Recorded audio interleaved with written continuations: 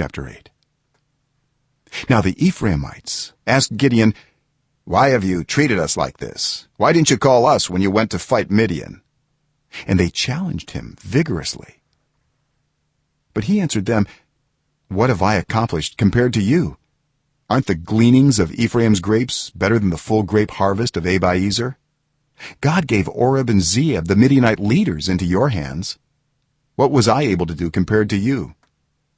At this their resentment against him subsided. Gideon and his 300 men, exhausted yet keeping up the pursuit, came to the Jordan and crossed it. He said to the men of Succoth, "Give my troops some bread.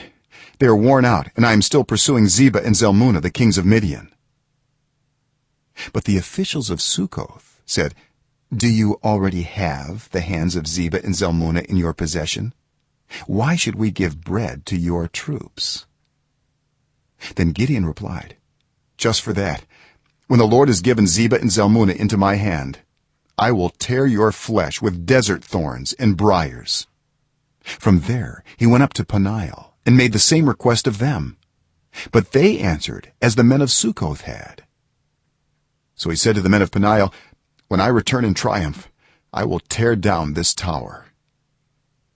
Now Zebah and Zalmunna were in Karkor with a force of about 15,000 men, all that were left of the armies of the eastern peoples. 120,000 swordsmen had fallen. Gideon went up by the route of the nomads east of Nobah and Jogbehah and attacked the unsuspecting army. Zebah and Zalmunna, the two kings of Midian, fled, but he pursued them and captured them, routing their entire army.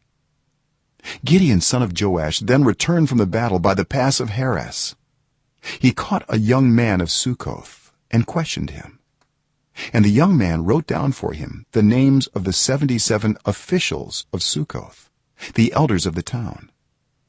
Then Gideon came and said to the men of Succoth, "Here are Zebah and Zalmunna, about whom you taunted me by saying, 'Do you already have the hands of Zebah and Zalmunna in your possession?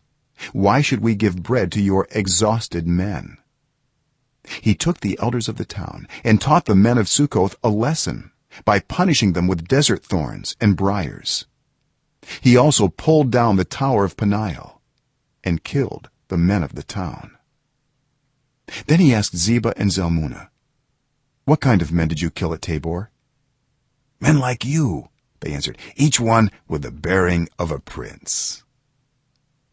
Gideon replied, "Those were my brothers, the sons of my own mother. As surely as the Lord lives, if you had spared their lives, I would not kill you." Turning to Jether, his oldest son, he said, "Kill them." But Jether did not draw his sword, because he was only a boy and was afraid. Zebah and Zalmunna said, "Come, do it yourself. As is the man, so is his strength."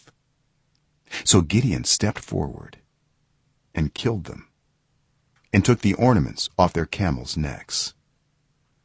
The Israelites said to Gideon, "Rule over us, you, your son, and your grandson, because you have saved us from the hand of Midian." But Gideon told them, "I will not rule over you, nor will my son rule over you. The Lord will rule over you." And he said, "I do have one request, that each of you give me an earring from your share of the plunder." It was the custom of the Ishmaelites to wear gold earrings. They answered, "We'll be glad to give them." So they spread out a garment, and each of them threw a ring from his plunder onto it. The weight of the gold rings he asked for came to 1,700 shekels, not counting the ornaments, the pendants, and the purple garments worn by the kings of Midian, or the chains that were on their camels' necks.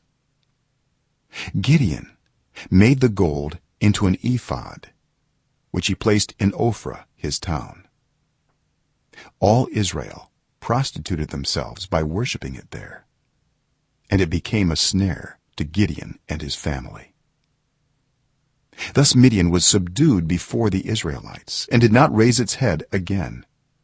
During Gideon's lifetime, the land had peace 40 years. Jerubbaal, son of Joash, went back home to live. He had 70 sons of his own, for he had many wives. His concubine, who lived in Shechem, also bore him a son, whom he named Abimelech. Gideon son of Joash died at a good old age and was buried in the tomb of his father Joash in Ophrah of the Abiezrites. No sooner had Gideon died than the Israelites again prostituted themselves to the Baals. They set up Baal-berith as their god and did not remember the Lord their God, who had rescued them from the hands of all their enemies on every side. They also failed to show any loyalty to the family of Jerubbaal, that is Gideon, in spite of all the good things he had done for them.